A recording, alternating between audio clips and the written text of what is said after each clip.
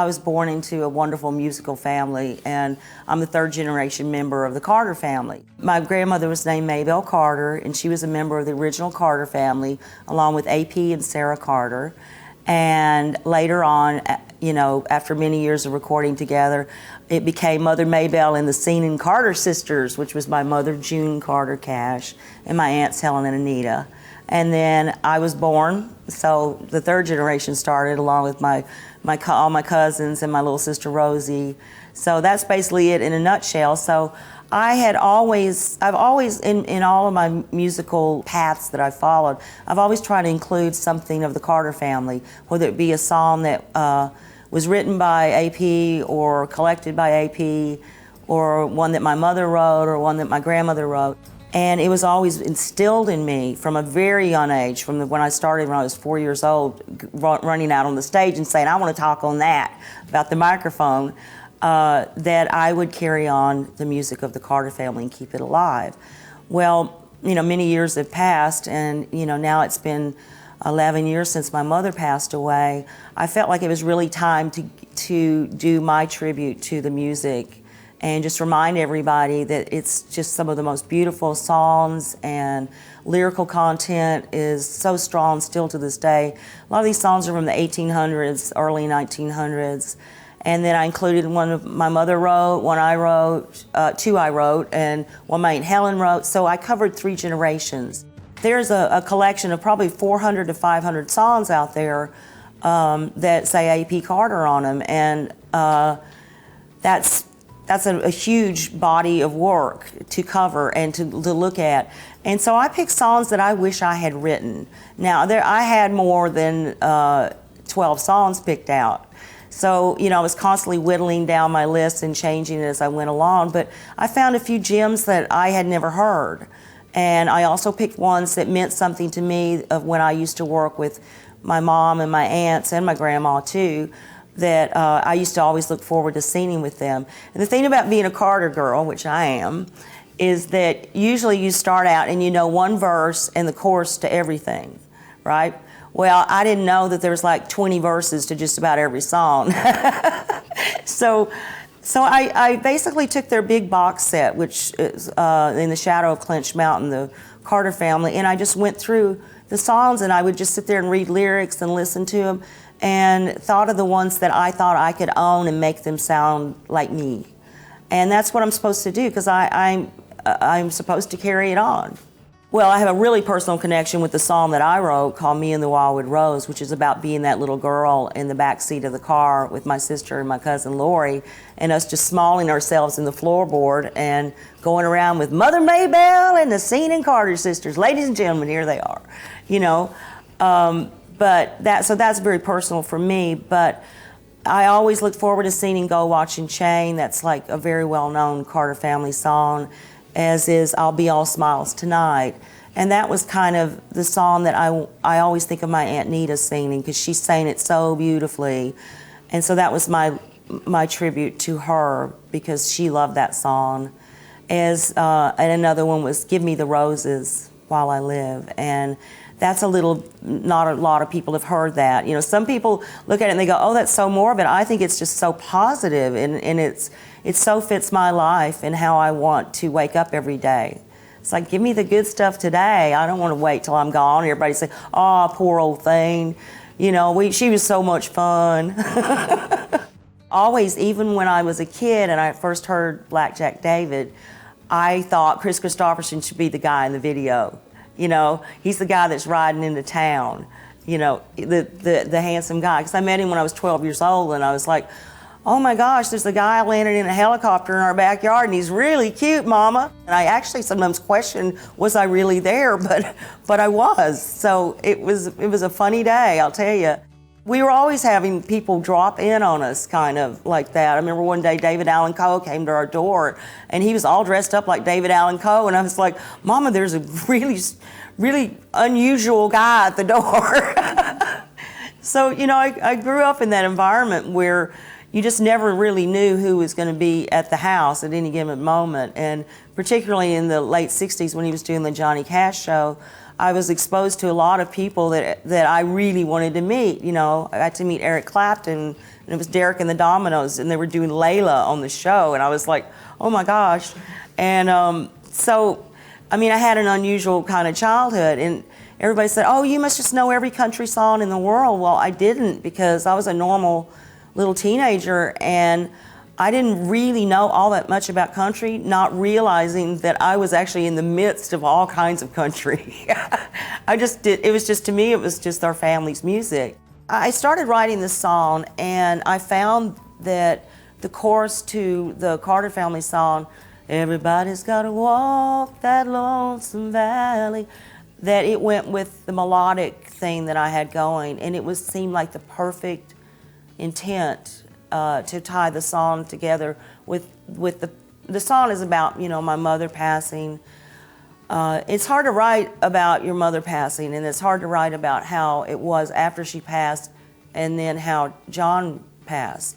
It's a lot to cover, you know. It's like people try to do biopics of that kind of lifespan, and it's impossible. Try putting it in a 4 or 5 minute song. I just wrote completely from my heart, as I remembered it, and I was so lucky Vince Gill sang with me on it. So that song, when I've performed it live since I wrote it, it's been very hard. And so what's on the record is the first take, and all my vocals were live. I played and did them live, and I've never done that. You know, usually I go back and do my vocals over, and we tweak all that stuff. But this was very much instant kind of mix. It's almost writing from a child's eyes in a way, you know, when you're from inside a child, because when you lose a parent, you're still there, you become a kid again, because it's like, it's hard to explain, and it's very hard to explain in a song, and it's just like, it's a lonely business, grief. And no matter how many loved ones you have around you and how much strong family you've got around you, it's still basically a lonesome little walk. And so I'm very proud of that song. She wrote it back in the 60s. I kind of remember when she wrote it, you know, because she'd always play what she wrote. I remember her playing Reena Fire to me. I was like 4 or 5 years old, and she said, this is going to be a big song. That's what she said to me. And, you know, and Merle Kilgore had come to the house, and she gave him half the song. I mean, there's like a lot of, I just remember this very clearly. I don't care what's been written or who says who did what, that's what happened. And maybe I'll get sued. But hey, measure it, don't read it, right? But anyway, yeah, so I remember that song, and she'd done it on her Press On record that she won her first solo Grammy without John. That was kind of a big deal because she was just turned 70, I think. And I just always liked the song, and it's a kind of a crafty song. Not all the verses, they're all different. But it's basically about finding out that the man that she's in love with is actually married. And I think she had a backwards experience of that. And she could be very vivid. And one of the things that I did learn from my mom is that there are no rules in writing a song. There really is no rules. There is no formula. If you start trying to do the formula, you're going to sound like everything else. So that's why there's always an extra bar or an extra tagline somewhere in the middle of something you're not expecting it. So you have to stay on your toes, and it's got 1,000,000 words. Because she could talk to a fence post. I don't know if you can tell, but I can too. Not that you're a fence post.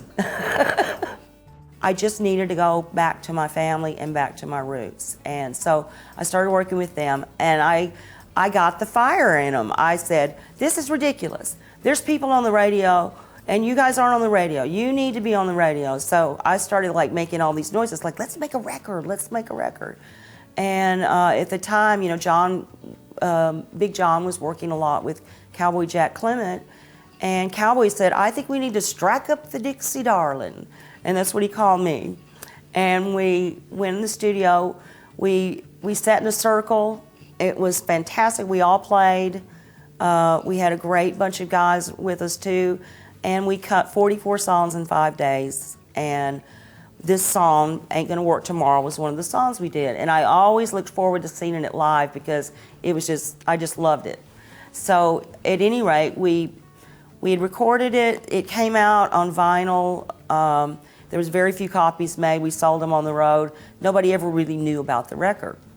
So I ended up with a lot of the masters because I had used one from an outtake from something, The Winding Stream, on one of my past albums, and I'd been doing that kind of a little along the way. Well, this time I went to Don, I said, I've got this one song that I think would be great because it's got Mama, Helen, Anita, and me all singing a verse on it. And, you know, through technology, we were able to just take their voices, and John is singing in the background on the choruses, and Cowboy's guitar, and then we built an entirely new track around it. We just played along to them singing it with an acoustic guitar and played our version of it with our sound and everything, and it's just like this train going. It's so cool.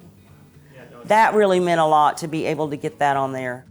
I remember Uncle AP as a very quiet, fidgety man. He was known to be a little kind of fidgety. He was always kind of moving, which explains how he did all those miles, walked all those miles, traveled all those miles, collecting songs with Esley Riddle, I think his name was one of the guys that used to travel with him in the 30s. And they would just go out in the mountains and meet people and sit on the porch and collect songs and learn songs that had been passed down. And I'm not sure what year he died, but I was very young, so I didn't know him that well. But my Aunt Sarah I did know pretty good. And of course I knew Jeanette, her daughter, and my cousin Joe Carter from up in Virginia, from Poor Valley, Macy Springs, Hilton's.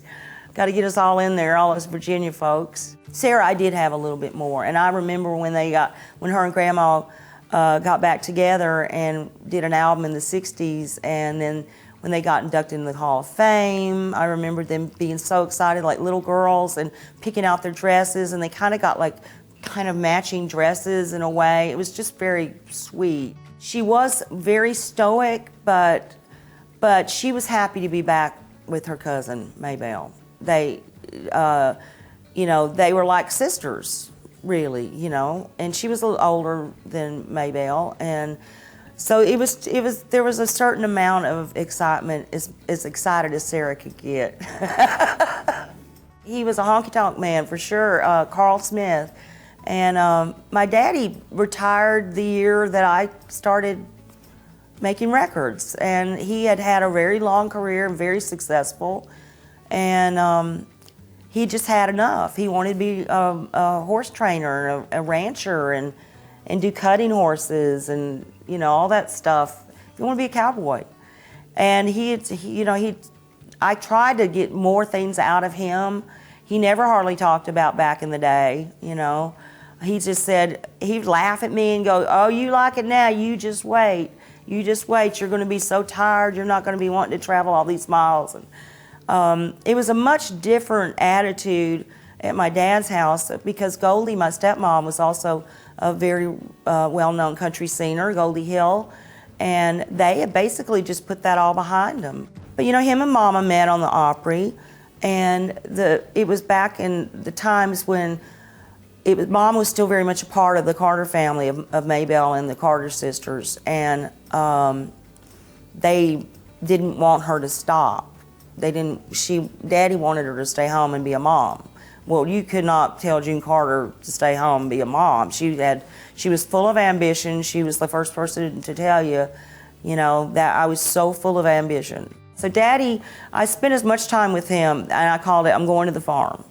But it was called Smith Ranch. And I still have a sister and two brothers, and a past of nieces and nephews. So my whole Smith side is very much intact. My dad's passed on, and my stepmom Goldie both have. But, you know, I got to see my daddy admitted into the Country Music Hall of Fame, which he so deserved to be.